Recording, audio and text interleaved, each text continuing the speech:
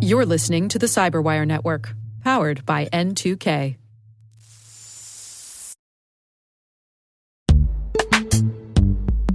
This episode is brought to you by Palo Alto Networks, the leader in cybersecurity. As AI-driven attacks increase, organizations can't afford to have network security that's stuck in the past. Discover how Palo Alto Networks can help you predict what's coming and proactively secure against it with a zero-trust, AI-powered network security platform built to secure whatever, whenever, wherever. To learn more, visit paloaltonetworks.com/network security platform.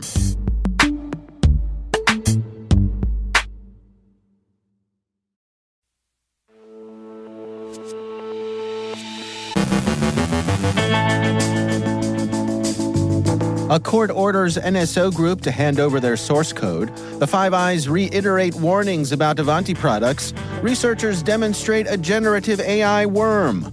Fulton County calls LockBit's bluff. SMS codes went unprotected online. Golden Corral serves up a buffet of personal data. Ransom demands continue to climb. A U.S. senator calls on the FTC to investigate auto industry privacy practices. Dressing up data centers. Our guest is Dominic Rizzo, founder and director of OpenTitan and CEO at zeroRISC, discussing the first open-source silicon project to reach commercial availability. And cops can't keep their suspects straight.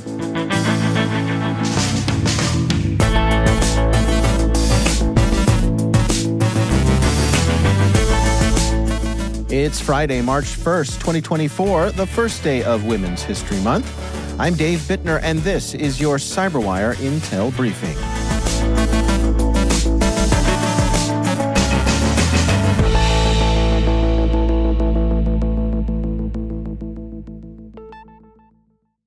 A U.S. court has mandated Israeli firm NSO Group, creators of the Pegasus spyware, to hand over its source code to WhatsApp.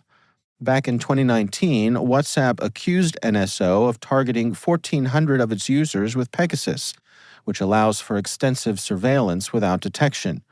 Despite NSO's appeal citing U.S. and Israeli restrictions, the court ordered the disclosure of all spyware active from April 29, 2018 to May of 2020, excluding client identities or server details. This ruling marks a significant legal win for the Meta-owned app.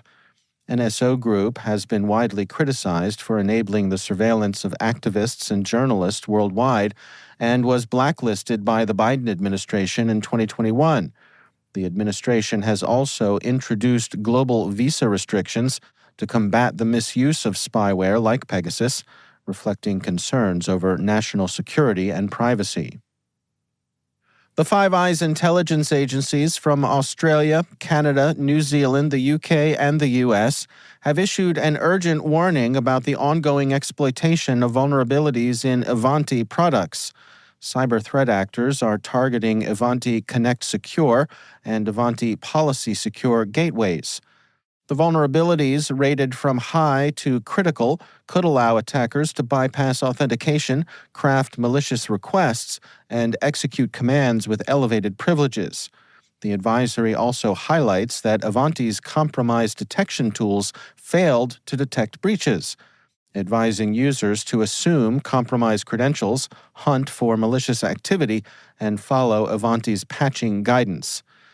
Observers have noted that these ongoing notifications from intelligence organizations amount to an indirect recommendation to discontinue use of the affected Ivanti products. Meanwhile, CISA has added a Microsoft streaming service vulnerability with a CVSS score of 8.4 to its known exploited vulnerabilities catalog due to its exploitation of system privileges. Discovered by Thomas Imbert from Synactive through the Trend Micro Zero Day initiative, this flaw has seen widespread abuse following the release of proof-of-concept code. Federal agencies must remediate the vulnerability by March 21, 2024, and CISA recommends private entities also address this issue in their systems. Researchers have demonstrated a novel cyber threat with the creation of a generative AI worm capable of spreading across AI systems, such as OpenAI's ChatGPT and Google's Gemini. This AI worm, called Morris-2, can autonomously propagate from one system to another, stealing data or deploying malware. Developed by Ben Nassi and colleagues at Cornell Tech, Morris-2 can exploit AI email assistants to exfiltrate data from emails and disseminate spam, circumventing some security measures of ChatGPT and Gemini. The exploit utilizes adversarial self-replicating prompts, akin to traditional cyber attack methods, to manipulate AI responses for malicious purposes. The research, which was conducted in controlled settings, underscores the emerging security risks within AI ecosystems, especially as AI applications gain autonomy in performing tasks. The researchers have reported their findings to Google and OpenAI. The LockBit ransomware group claimed online that Fulton County, Georgia, had paid a ransom to prevent the publication of stolen data. County officials insist no payment was made. Now, security experts suggest LockBit was bluffing, likely having lost the data during recent U.S. and U.K. law enforcement seizures of the gang's servers. Originally threatening to release Fulton County's data, LockBit removed the county from its victim list without clear explanation. The FBI and UK's National Crime Agency had earlier disrupted LockBit's operations, casting doubt on the group's capabilities. Despite re-emerging with new domains, LockBit's credibility is questioned, with analysts suggesting this episode could signify the end of the LockBit brand, pointing to possible desperation or an attempt to maintain affiliate confidence after significant operational setbacks. YX International, an Asian tech company providing global SMS routing services, inadvertently exposed a database without password protection, revealing one-time security codes and password reset links for users' accounts on platforms like Facebook, Google, and TikTok.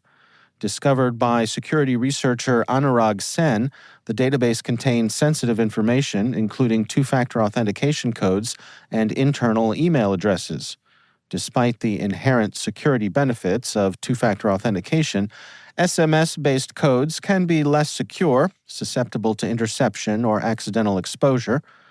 The database, with records dating back to July of 2023, was secured after TechCrunch alerted YX International, but the company couldn't confirm the duration of the exposure or if unauthorized access occurred.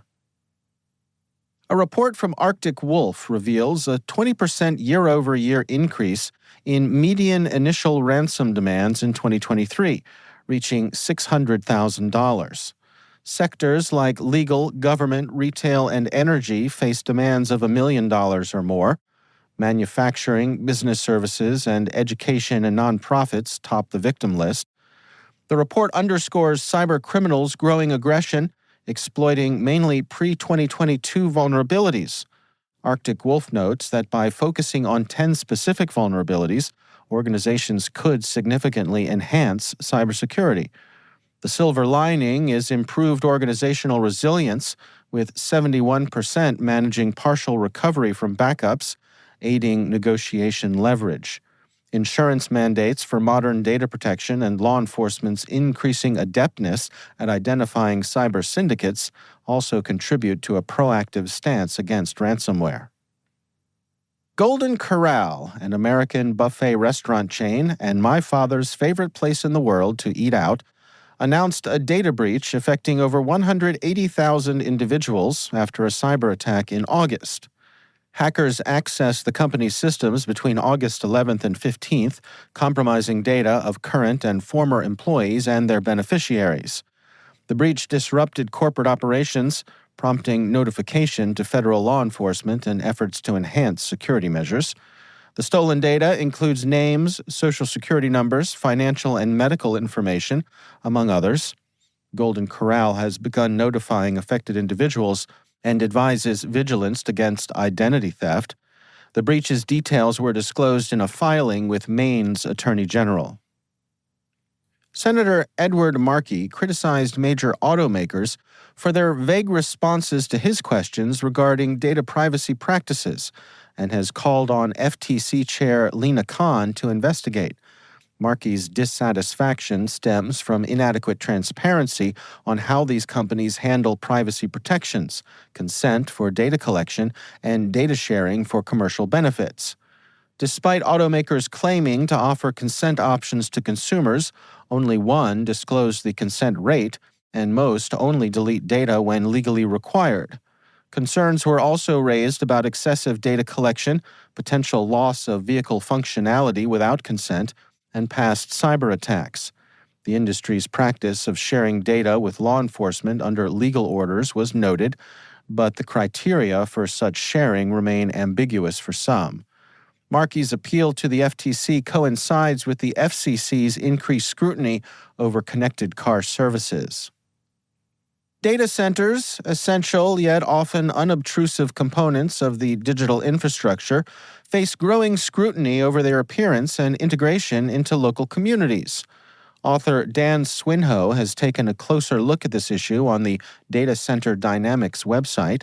As these facilities proliferate, there's increasing pressure from local authorities and residents for developers to invest in aesthetic improvements to make these large, typically windowless structures more visually appealing and less of an eyesore.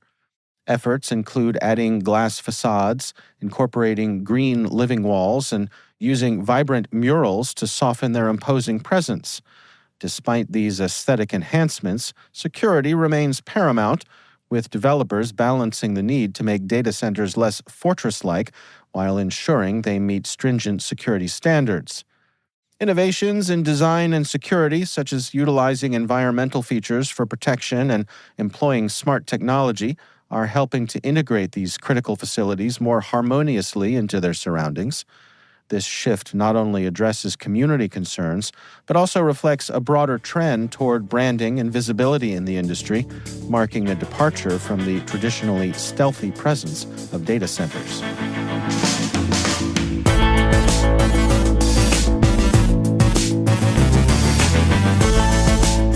Coming up after the break, my conversation with Dominic Rizzo, founder and director of OpenTitan and CEO at zeroRISC. We're discussing the first open-source silicon project to reach commercial availability. Stay with us.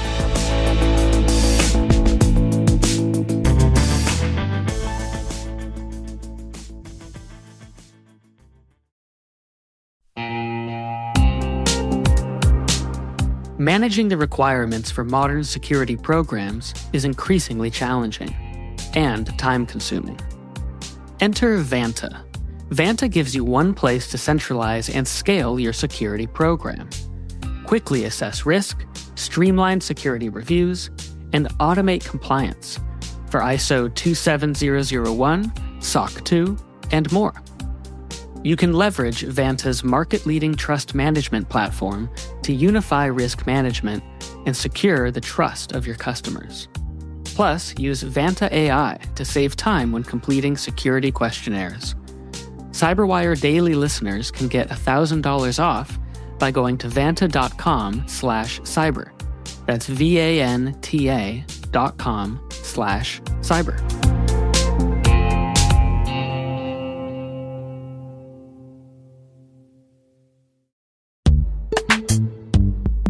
Struggling to secure on-prem apps with modern identity? Don't worry, you're not alone. Join industry leaders from Fortune 500 organizations to secure your apps on any cloud with any IDP, regardless of your environment's complexity. Meet Strata's identity orchestration platform, Mavericks. Say goodbye to the headaches of app refactoring and legacy tech debt. With identity orchestration, you can modernize legacy apps to use MFA or passwordless authentication in a few weeks, migrate from one IDP to another, and so much more without changing the app. No matter your IAM use case, Strata extends the value of your current identity investments. And the best part? You can try it for free today. Visit strata.io/cyberwire to share your biggest identity challenge, and they'll hook you up with a complimentary pair of AirPods Pro. Don't miss out. Visit strata.io/cyberwire.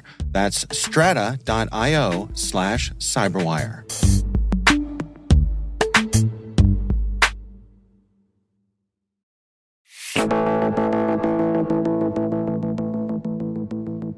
My guest today is Dominic Rizzo, founder and director of OpenTitan and CEO at zeroRISC. Our conversation centers on the first open-source silicon project to reach commercial availability. We would describe it as either an open source secure silicon platform or ecosystem, or as an open source silicon root of trust. But the root of trust being just one application of the secure silicon design collateral, design verification collateral that we've put together under the kind of umbrella of the OpenTitan project. Well, take us through the history here. I mean, from the initial idea to actually being able to ship product, what are some of the steps that you and your colleagues have gone through here? Oh, absolutely. So it actually starts way, way, way back about a decade ago. In the first iteration, it was called the Honest Machines Project. And it takes time for these things to gestate. So fast forward about 5 years from that, so 5 years previous to today, when I actually started it as the OpenTitan project when I was at Google. So the goal there being that, silicon security is kind of the best, kind of most foundational security, but it's hard. The implementations are inconsistent. So how do we sort of raise all boats across industry in a way that's transparent and trustworthy and non-proprietary? Well, we do that with open source, right? Now, there's a challenge there in that open source silicon has never really been done before in a successful kind of commercially viable way. There's things like RISC-V, but that's an open source specification. There's never really been an implementation before. So some of the things we did, starting from very, very, very, very early on, is one, we partnered very closely with a host organization, a nonprofit in the UK called LoRISC CIC. It's a spin out of the Cambridge Computer Lab. And that was to kind of give it a neutral place where it could be gestated and grown and kind of bring everyone together in sort of a Silicon Commons environment. And then, sort of philosophically, as we were laying out the principles of the project, we really relied on things like flexibility and quality. So flexibility in that it's all under a permissive Apache license, just a very vanilla, very commercially friendly open source license. And then the quality aspects are things like the documentation, the design verification collateral, all in addition to the digital design itself, right? So that's really one of the things that sets OpenTitan apart as a project, is it's the full package. It's the full silicon package, which we've now taken forward, developed over these last 5 years with a lot of partners, Google, Kaseki and Devrient, Seagate, Western Digital, Revos, among many, many others, including individual kind of independent contributors, and sort of pulled this together with our partners at Winbond and Nuvoton and turned it into a chip, a commercially available chip that is, now shown to be working. It's now silicon proven IP and is moving into mass production towards the end of this year. And so what do you envision the use cases being for this chip?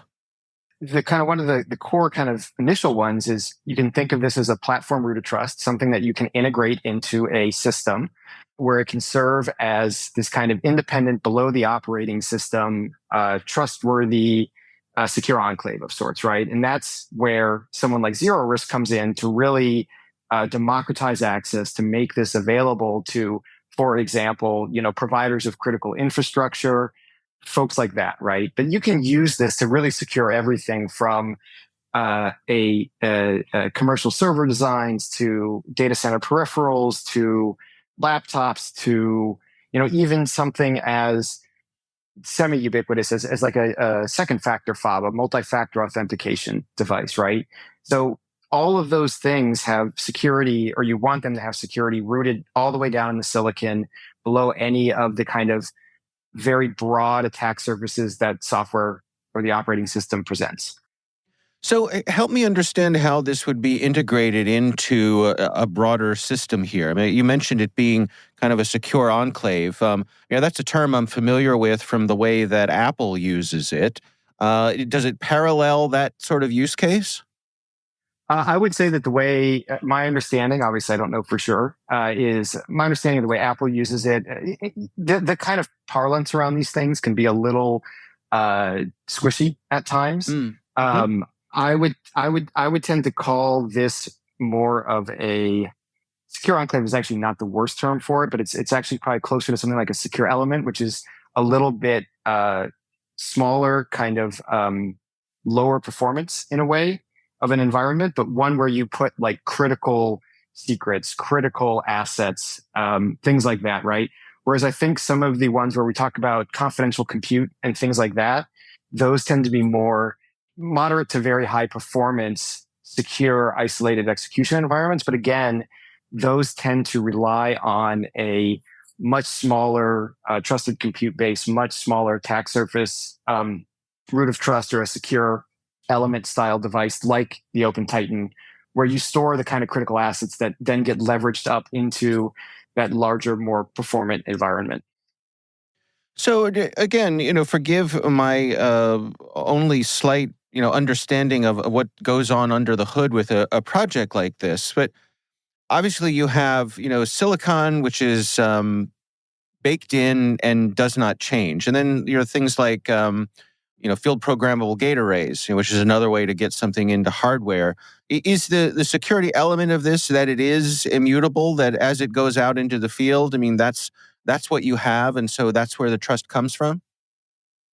That's absolutely one aspect of it, right? I mean, the ability to hit reset or trigger a remote reset and get yourself back to a known good state is a really, really critical property. And the only way to do that, with any sort of confidence is to root that in something immutable like the silicon itself, right? You can't do it at the firmware level because that can often be updated. And if that update mechanism is bad, you start to see, terrible, persistent, pernicious kind of advanced persistent threats that just stay resident and possibly stay there quietly. You certainly can't do it at the operating system level.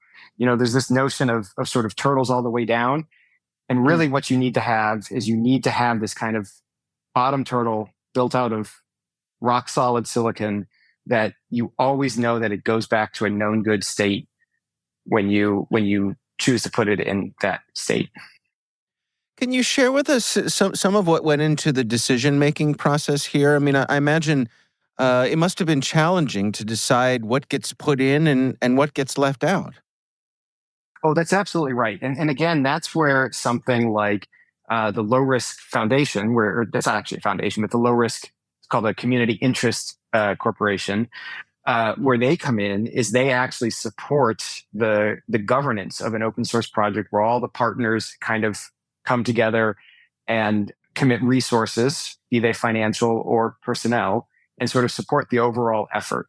And so there's a really well thought out governance structure where there's a project director, which is myself, and that project director proposes a yearly roadmap. That roadmap gets voted on by a steering committee, which is composed of representatives that are all paying into the kind of communal support kitty. And then you start to have things like a technical committee where the people who are really the day-to-day experts doing a lot of the technical work are all evaluating proposals for what goes in and what goes out. And then from there, you have, concentric rings of committers, people who can actually approve, who can review and approve code that goes in, because it can't be unconstrained, right? And that's a very actively monitored and pruned list to make sure that folks are really engaged in the project, that they have really have the kind of background and the kind of involvement necessary to make those decisions wisely. And then, of course, there are all the people who really do the work, the contributors, right? So it's kind of these concentric rings of governance that lead to, one, a lot of discussion. So it does take longer, but by the time you conclude those discussions, you end up with a sort of much more broadly accepted and acceptable implementation that meets the needs of all the individual partners, whatever their specific niche use cases might be. So for folks who want to find out more about OpenTitan and the project itself, what's the best way for them to find out more? I think the OpenTitan.org website is a great place to start. Also looking at some of the supporting companies and their involvement. Low risk obviously is the host organization. Folks like my company, zeroRISC, were obviously major contributors as well. And sort of seeing how these different organizations are both utilizing OpenTitan and kind of any sort of, it's not the worst thing to read the press around it, right? We've really tried hard to. I just want to give a plug for your show. We've tried really kind of aligned with the goals of transparency and trustworthiness. We've really tried hard over the years to make this thing as accessible as possible, right? Yeah. I mean, that's the spirit of open source, right? That is absolutely the spirit of open source. I would tend to call open source really, it's about conscious commoditization. It's about taking something that is broadly useful, broadly necessary, and really making it so that everyone can leverage it and benefit from kind of a ubiquitous open implementation. And we hope we've done that with OpenTitan. That's Dominic Rizzo, founder and director of OpenTitan and CEO at zeroRISC.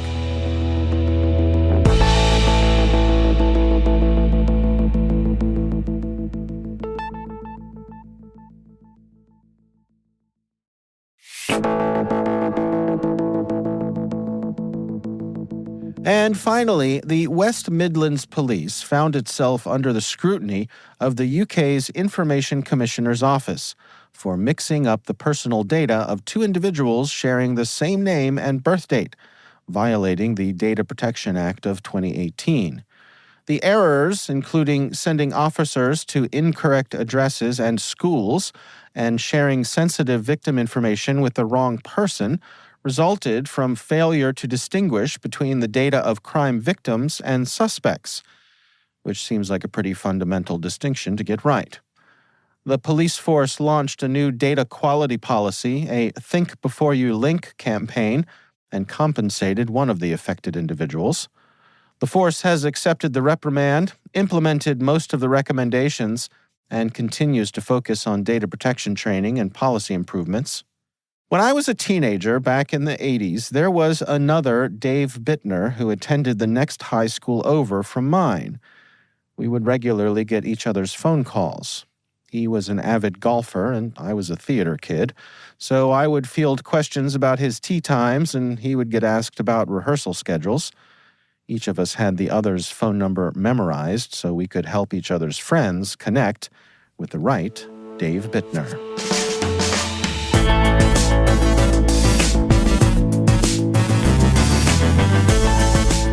And that's the CyberWire. For links to all of today's stories, check out our daily briefing at thecyberwire.com. Be sure to check out this weekend's Research Saturday and my conversation with Selena Larson from Proofpoint. We're discussing their research, Bumblebee Buzzes Back in Black. That's Research Saturday. Check it out. We'd love to know what you think of this podcast. You can email us at cyberwire@n2k.com. We're privileged that N2K and podcasts like the CyberWire are part of the daily intelligence routine of many of the most influential leaders and operators in the public and private sector, as well as the critical security teams supporting the Fortune 500 and many of the world's preeminent intelligence and law enforcement agencies. N2K Strategic Workforce Intelligence optimizes the value of your biggest investment, your people. We make you smarter about your team while making your team smarter. Learn more at n2k.com. This episode was produced by Liz Stokes. Our mixer is Trey Hester with original music by Elliot Peltzman. Our executive producers are Jennifer Iben and Brandon Karpf. Our executive editor is Peter Kilpie, and I'm Dave Bittner. Thanks for listening. We'll see you back here next week.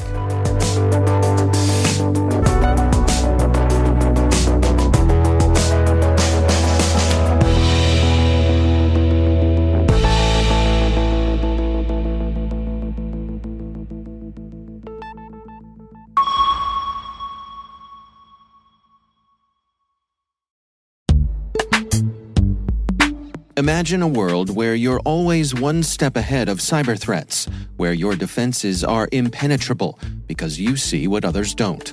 Welcome to Team Cymru's Threat Intelligence Solutions. With real-time access to the world's largest threat intelligence data ocean, they enable you to turn the tables on attackers. Transform your security from reactive to proactive through accelerated threat hunting and incident response, made possible through automation. Empower your team with visibility and insights to start defending your organization like never before. Team Cymru. Be the hunter, not the hunted. Learn more at team-cymru.com/cyberwire. That's team-cymru.com/cyberwire.